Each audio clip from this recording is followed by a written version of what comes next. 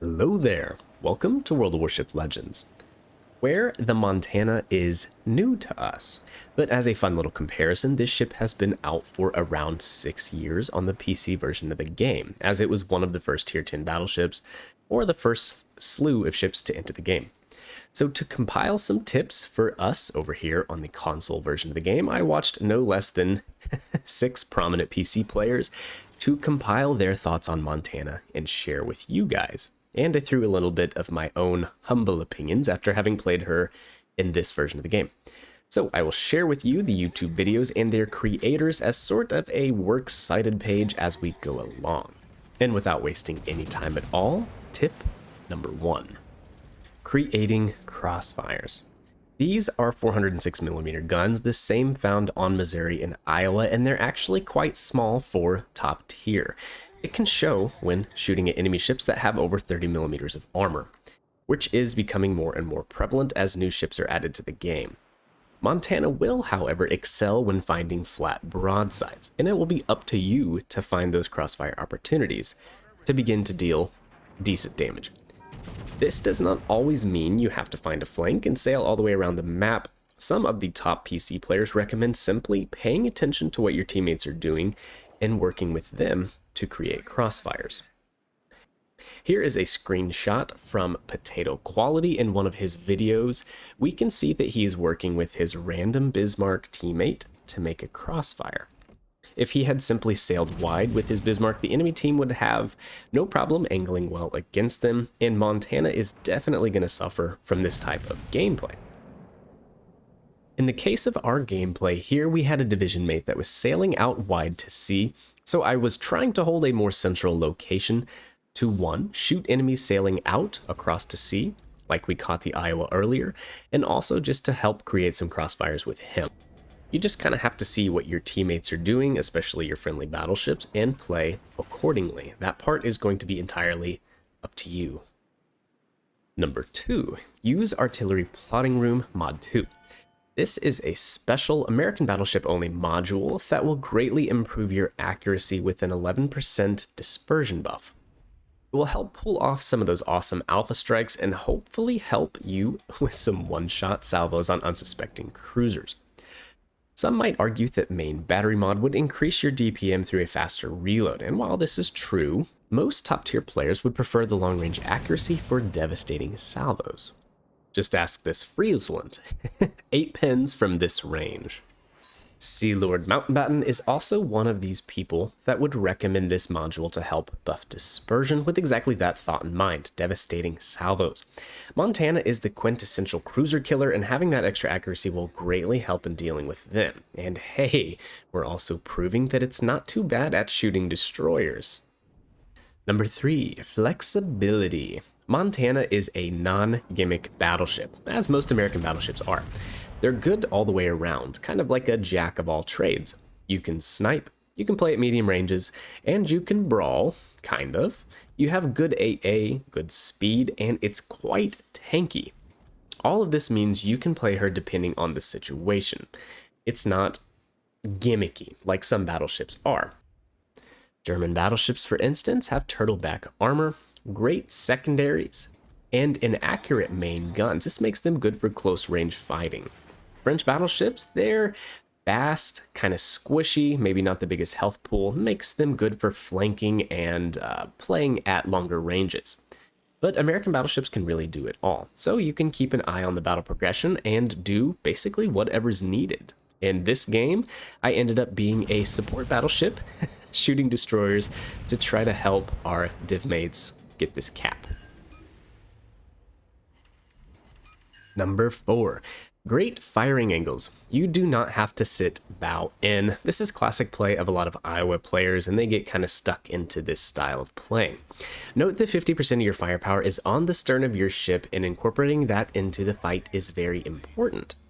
Whether shooting forwards or backwards, you have really great firing angles, and you should try to maneuver to position your ship so that you can use all of your guns.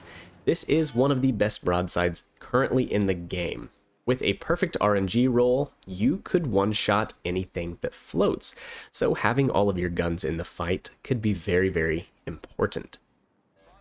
Number 5. Know when to shoot high explosive shells. Well-angled targets, including all of the high-tier battleships, are going to be able to bounce your AP shells. In this case, there is no shame in switching to high explosive shells to garner some more damage. Now, American Battleship HE is not the best, and on the Montana they deal around 5,700 damage apiece. The fire chance is also lackluster, 36%, and coupled with your long reload, you're not a great HE spammer at all. Shooting for the superstructure on well-angled targets with your AP might still be the best option to get good damage. So it's kind of a toss-up, and the best rule of thumb I have personally found when playing is to consider the range. At further ranges, your dispersion might limit how many shells you're going to get into the superstructure. In this case, you could just shoot HE at these angled targets. At close ranges, however, let's say closer than 10 kilometers or 9 kilometers, you could keep the AP loaded and simply shoot for enemy main guns or right at the superstructure. And these big American heavy armor piercing shells will do a considerable amount of damage. It's not unheard of to get 10, 12, 15k on Grosser Kurfürst superstructures, other Montanas, and the like. Number 6, tank. Montana is a very tanky battleship and is quite hard to take her out of the fight. On PC in many competitive gaming tournaments, Montana is often chosen specifically for this ability. She can take a large amount of punishment, sail away to the back of the map, use heals, and then return to the action. To help your team, try to position yourself to take damage and be prepared with an escape route when you start taking a little too much heat.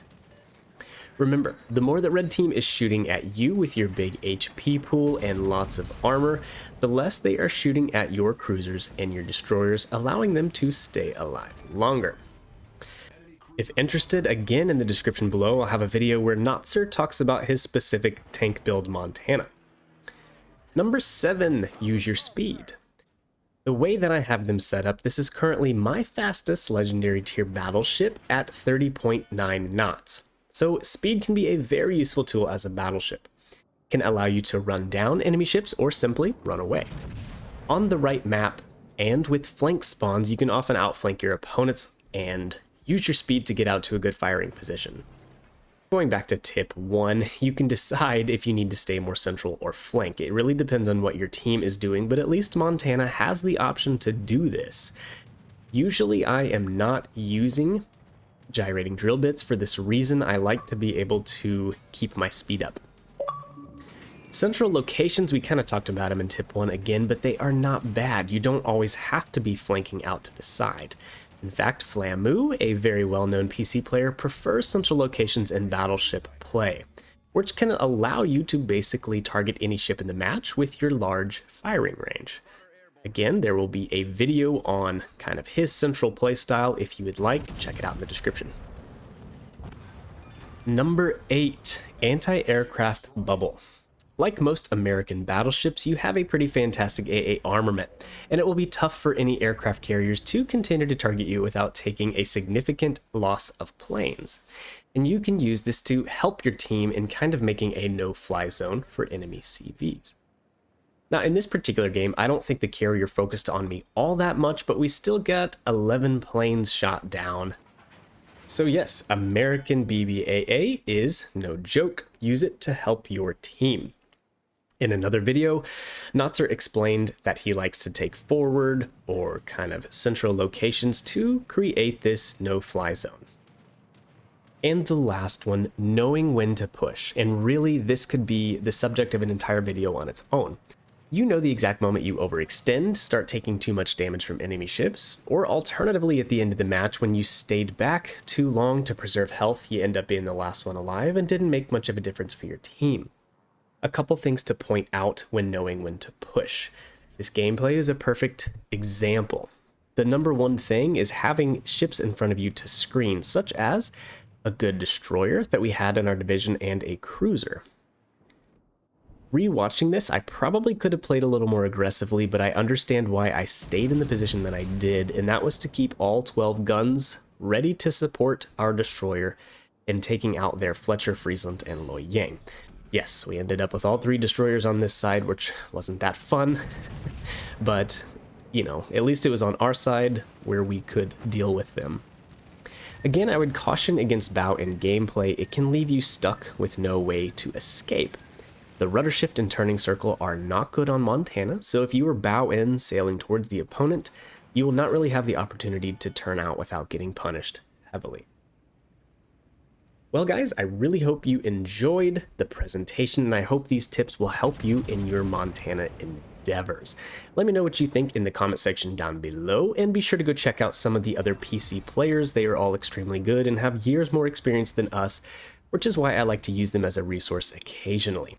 Be sure to subscribe to catch future content, and I will catch you guys in the next one. See ya.